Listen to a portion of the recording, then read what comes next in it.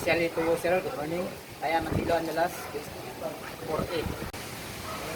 Identify the external and internal. First is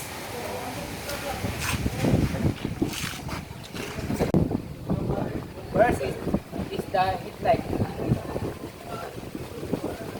Second is the side mirror. Third is next is the wiper and windshield.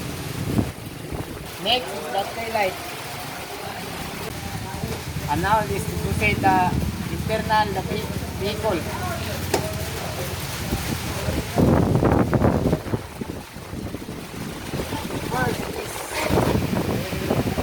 First is the seat. Second is the seat belt. Third, steering wheel. Fourth, dashboard. Okay. Next is the door stick. Review mirror.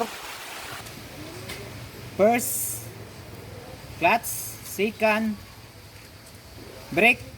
Third, accelerator. Okay, watching. That's all. Thank you.